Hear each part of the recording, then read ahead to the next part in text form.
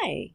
All right. So we're moving into middle childhood, which I think maybe after 0 to 2 is one of the most rich and interesting periods that we cover.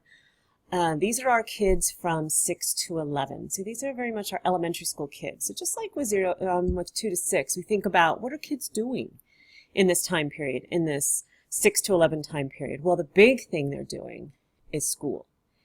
And they are in this time when they start school. They're going into all different kind of, they're all through these different grade levels, but they haven't reached puberty yet. They haven't reached adolescence. So they're not quite there yet, but their world is growing in big ways. They have, they start out in kindergarten, first grade, and they have one teacher. And by the time they're done, they're entering or in the beginning of middle school, and they have so many different social contexts that they're in. They're with different teachers, different types of subjects, learning so many different kinds of things. Their sports world, maybe if they're doing those kinds of things, has grown from being just our gateway sports to being competitive and really working hard in those areas. They are doing other extracurricular things. They're really finding things that they're interested in. They are navigating a social world that is very different. The playground becomes this microcosm of the macrocosmic world. And, it's a wonderful place, a fun place, and a dangerous place, and a not so fun place for some. So there's a lot that goes on. So we're just going to kind of get into it. This first part, though, is on the biosocial development, as we know, which will be a lot of brain growth and body growth and mind growth. So it's actually a pretty big section here. First of all, very quickly, this is what we consider one of the healthiest times in for kids. It's from age 6 to 11, healthiest period of the lifespan. We saw in 2 to 6 that we're kind of growing up, we're becoming proportional, our bodies are getting stronger, and now in this time period, there seems to be almost a protective case in terms of the body, that if a child gets to this period, they've overcome one of the more dangerous periods for even accidents, but also for diseases and stuff, those early childhood diseases. So the 6 to 11 seems to be a little protected and encapsulated. Growth is slow and steady. Of course, they're getting better at self-care. They're getting stronger. They're doing more physically, mentally, emotionally. All of these things are coming into play more and more and more, and they're getting opportunity to practice all of these things. 2 areas of potential health problem. One is obesity. So we look at this body mass index, person's body weight divided by the square of their height, or so overweight in a child having a BMI above the 85th percentile, and obesity is above the 95th percentile. And we see obesity more common in children these days. So then, of course, we ask why. Well, the interesting thing is that there's some heredity involved. We like to, when it comes to figuring out this question, all the different elements are going to point fingers at all the other elements. One thing not to forget is that there are over 200 genes that affect weight. That can be body type weight, that can be metabolism, body style, body shape, body metabolism, even in different kinds of foods that people want. Some of that's genetic, and it's and many things go into it. So we can't just point at people or at different facets and say it's this is the problem. So of course there's parenting. The world will look at parents and say it's the parents' fault. Not completely, they certainly play a big role. So infants that are not breastfed seem to have more obesity if they get too much TV. Now, what I find interesting about that there's the study that there was a study where children who watched too much TV with commercials, there was a correlation to obesity. But children who were watching PBS or educational programming without commercials, we didn't see the same thing. Because commercials play a large role in what our children want and what they see. So no exercise. So we see, especially in urban areas, that being outside has changed in this world. Kids aren't going outside as much. Sometimes it's not safe. Sometimes there's just not places to play. Sometimes their lives are so busy, like school and homework and maybe extracurricular activities and all of these things, not lending to time to be outside and naturally work off some of that. Families don't necessarily eat dinner together, don't eat meals together. Again, we talked about it in 2 to 6, that those families where there aren't a lot of resources, sometimes it's not, they're not going to Whole Foods to get their food because it's just too expensive. And people do with what they have. Then there's social influences. What school lunches? This is society. This is the bigger picture. What are school lunches offering? Snack machines in the schools and in places. We tend to give subsidies for corn oil, but not for vegetables. Or, it's expensive to grow organic and buy organic. And so there's different factors at play. The other potential health problem is asthma. This seems to kick in for many around this. My son has asthma, and it kicked in earlier. It kicked in maybe about 4. But this is a time period when it can kick in, and children we can outgrow asthma, and it can be later. But in this time period, we can see it. So chronic inflammatory disorder makes it difficult to breathe, many genetic roots to it, air pollution. Cities have higher incidences of asthma than like country, more rural areas.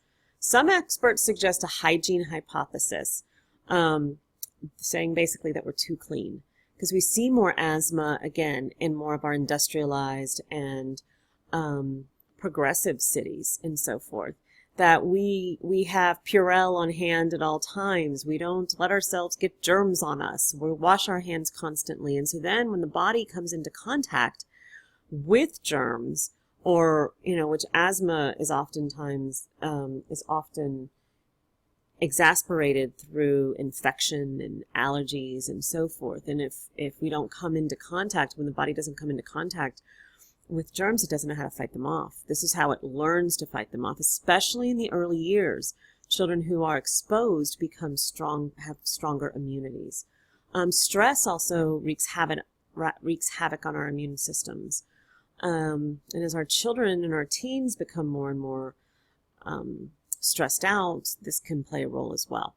So there's the idea that we're almost overprotected. There's also studies that show that babies that are exposed to cats and dogs, or families that have cats and dogs, their children are less likely to be allergic to them. But there's some genetic roots there too. So again, I just go back to nothing is black and white, that there's complexity and gray areas in all of these things. There's many, many factors that weave in genetics, environment, coming together. All right, so let's look at brain development. So we talked about the maturing corpus, that the corpus callosum is maturing, and even in our 2 to 6ers, and this has to do with myelination and coordination that grows through this time period. We get better. So this continues, and we just get more and more coordinated, better at quicker, better at doing things that were once maybe harder to do. Myelination speeds up reaction time, thought, and behavior. So we can catch a ball, we can react faster, we can run faster, we can get there, we can see and make things happen quicker. Prefrontal cortex begins to plan, monitor, and evaluate. So think about it though. Of course, the prefrontal cortex is getting a lot bigger workout because our kids are in school, and they're getting a huge social workout in the social areas of the brain, as well as in the planning and time and decision making and thinking, and more the explicit memory, that explicit learning, having to learn spelling words and vocabulary words, and those are the things that usually come first, even in school. So those parts of the brain memory systems are all getting a workout, and the more we work them out, the stronger they get. Greater ability for self-control, to think before acting. Well, they have to. They're sitting in circle time, they're sitting in class, they have to have greater effortful control. And they practice it, and then the brain fires and wires those neurons, and it gets stronger.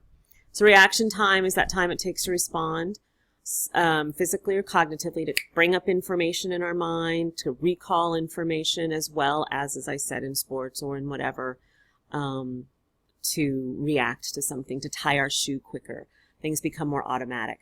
Selective attention is another thing that grows in this time period. And again, I think a lot of it has to do with that interplay between development and environment, that we're getting the opportunity to learn it and we're prepared to learn it. By age 7, the ability to process many things at once, but then focus on what is important and tune out what is not. 3 brain functions are important for that: the ability to alert to what's important, to orient to it, and to then have executive control to maintain focus and attention in that space. Automation, skills that took great effort and concentration become routine. Reading. There is no place in the brain for reading. There's no reading center. There's places for comprehending language. There's visual centers. There's expression, ability to understand and express language. These are different centers of the brain. All of these things, and even imagery centers, have to come together to read. And so all of this takes coordination, and that's with that corpus callosum growing, that's with the specialization, lateralization of the brain, in these areas getting stronger through practice. And I'm going to talk a minute what I mean about unconscious competence. So automation is just, think about tying a shoe, and a child that's learning to tie a shoe over and over, and it's so hard, and soon we do it without thinking about it. Riding a bike is the same way for some. Driving becomes the same way.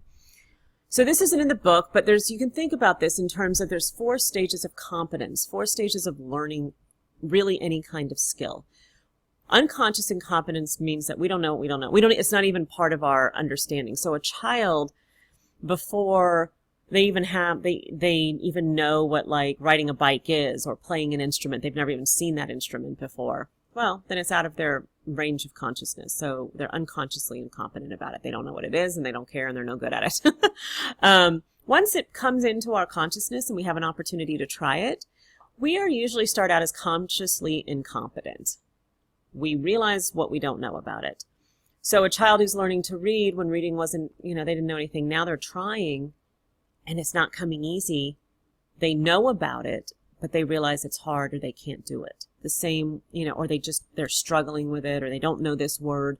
And so an instrument, we pick up an instrument, oh, it screeches, we're terrible, it sounds horrible. And we know we're bad at it. I was this way with driving. It was like, oh my God, this is never going to feel natural. And this is where we give up. It's actually in this first stage of learning that often we give up things because they're hard. And then sometimes we just decide we can't do it. If we stick it out, if it's something we really want to learn and we're willing to stick it out, we become consciously competent. And we can do something with conscious effort. 10 and 2, or now it's 9 and 3 to drive, or whatever. And so now, oh my God, and the foot and everything and every little bit. And the brain is working so hard to fire and wire and to grow its little synapses, and it's trying, and we're focusing and concentrating to play that instrument, to have our fingers in the right place, to read, sound out those letters. And we see growth in it, but we have to work really hard and orient to it really hard. If we keep it up and we really, really work hard at it, we can become unconsciously competent. It becomes second nature. How many of us drive someplace and don't even know how we got there? Or just hop on a bike and start to ride, or tie our shoe and don't, blind. We're not even looking. Masters at things, at instruments, at languages, at anything. They can do this without even a second thought. We don't need to think about it to do it. This is when it's become so much an ingrained habit. We have built the areas up in those brain centers. They have grown. There's so much there, and they're so hardwired in that we're unconsciously competent. So this is children too, and this is just the process of learning. For the perfectionists among us, it's hard because this conscious incompetence part requires us to keep going. And so automation to me is really moving from unconscious competence, is moving into unconscious competence of certain skills due to myelination in practice. So the more we practice, the more we myelinate our axons, the better we become at it, and it becomes automized. Okay, I'm going to stop here and pick up at the next place.